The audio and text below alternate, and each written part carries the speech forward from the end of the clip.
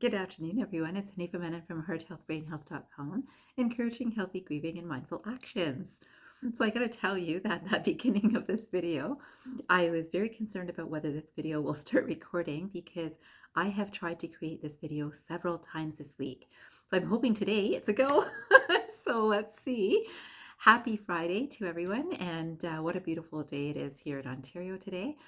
Today, I wanted to talk to you about cause and effect. And of course, that would mean karma. And do you know that each of us is doing karma or involved in karma every single moment of our lives? So if we think something is always happening in our either our mind or our bodies, right? We are constantly in action. And karma means activity. And it's interesting, we think about, this will have a result and that's cause and effect. And yes, I believe this. And we're used to this, right? So if I do this, then that'll happen. If I hope we'll get that if I do this. Or because they did that, this is happening, right? So that sort of thing. And there's a difference between karma and karma yoga. And karma is this cause and effect. And you would think, well, every single minute of the day, how is that possible? I'm sleeping some of the part of the day, right? And in that time, I'm not doing anything. Well, there's all sorts of things happening inside our bodies, right? So our heart still keeps beating, our circulation is still going, and which is so beautiful, right? All these things without even our conscious attention towards it, yet it's happening. So we are constantly in action. And even when we're just thinking, if we think thinking is an activity too. And a lot of people use a lot more energy with the thinking, all of us. Actually, we use a lot more energy in our brains than anywhere else in our body. And important to remember this, that we are constantly in action. Now, karma and karma yoga, I wanted to tell you a little bit about. I thought I'd start with this first quotation it's from the Bhagavad Gita, and I'll read this to you. It says, "The meaning of karma is in the intention. The intention behind the action is what matters. Those who are motivated only by the desire for the fruits of action are miserable, for they are constantly anxious about the results of what they do." And this is interesting, right? So if I am doing anything and it's like, oh, I hope this will happen, imagine the bit of worry or anxiety, right? That happens, or I did do this, I wonder if that'll happen, right? That's that constant anxiety about the results of what the actions will bring. So this is interesting that a lot of people, a lot of us think about this or don't think about this, are not aware of this, but are kind of background aware of this. When we become consciously aware of it, we realize how much energy is expended in that worry or anxiety time, the concern time, right? I hope I took the right supplements. I hope have done enough exercise. I hope I've slept enough hours, right? All of that, they can be good things, right? But they can also be things that we're kind of concerned about. I hope they don't find out about this, right? There's all sorts of things that people get caught up in. And I do really like when I will encourage when people are aware of the intentions of why they do what they do. So today I thought I would suggest a fun exercise. And I'll give you an example. I still do, I reach out to people just because I'm thinking about them and I want to share some kind thoughts or some caring energy with someone. So sometimes it'll be someone I hardly know. Most times it'll be someone that's a patient, a family member, a friend that's just on my mind. And of course, because I feel very drawn towards energetic messages, I certainly get some direction as to reach out to this person or reach out to that person. Then I follow through most of the times. And I love doing that. I've done this for years, and now it's a much more conscious awareness. But I remember in years ago when I would do this, and I think, oh, I've got to write to so and so. I've got to make sure I see how they're doing. There's something about I have to reach out to them. And when I do it in the past, if the person didn't respond, I'd get really concerned, worried about, I hope they're okay. Maybe there was a reason that I was supposed to reach out to them and something's not right. And that would create that concern until I hear from them. And then, of course, there were some people that would respond back, but it was a really flippant sort of response. And that would also get me thinking, wow, I really reached out with the kindness and I was just checking to see if they're okay, but they're responding this way.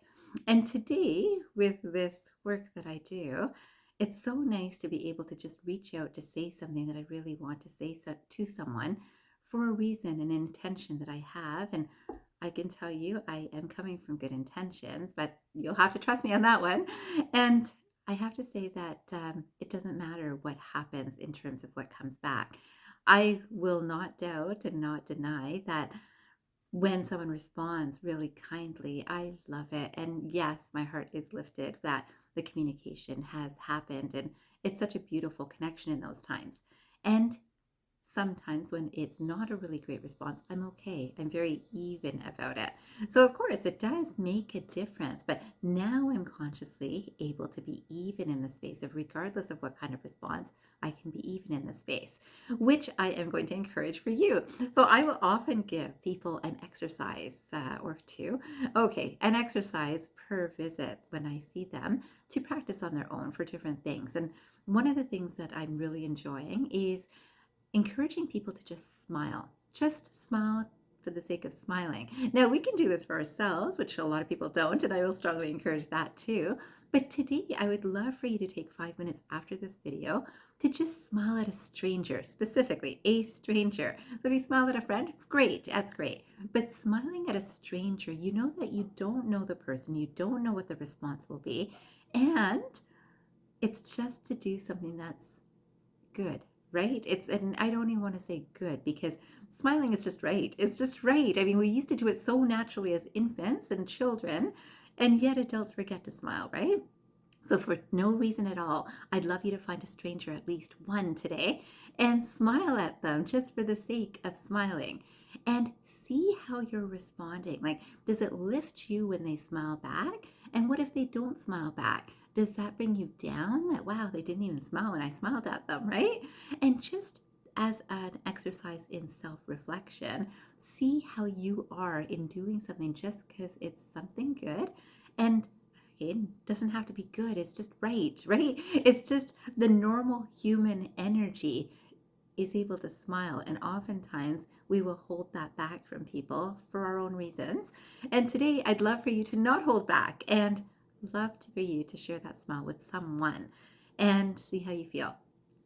I came across this other quote that I really wanted to share, which is part of the reason I'm encouraging this. Because when we do this idea of cause and effect with this intention of karma yoga is a union. So when we think of the word yoga, it means union, and union with our higher selves.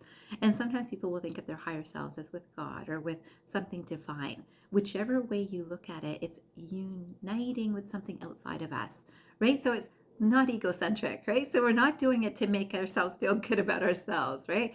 This whole idea, karma yoga, is because it's just a good energy to get out there. It's based on a union with something higher and outside of ourselves, and probably within ourselves too, right? So that sort of idea. So this quotation I thought I'd share.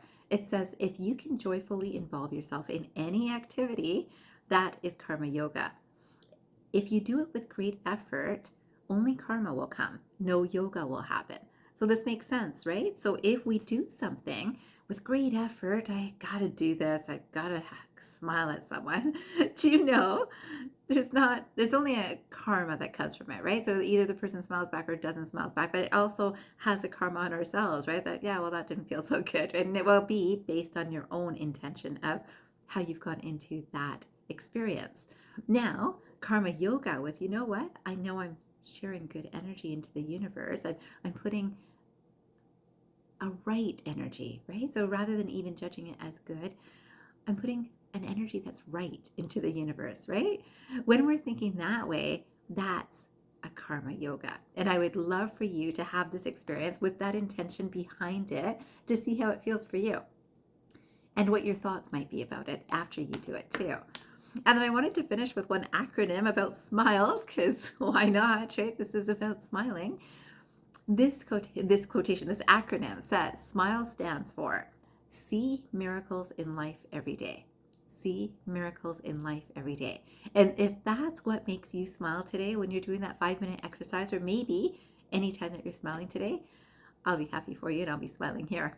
Okay, so, and whether you do or not, I'm still going to be smiling here. I hope you know Smiling does lift our own spirits. It does bring our own joy back to ourselves, and I encourage it for all of us. I wish you a fabulous weekend ahead, and I hope you remember, transform your mind and transform your life. Have a great day, everyone.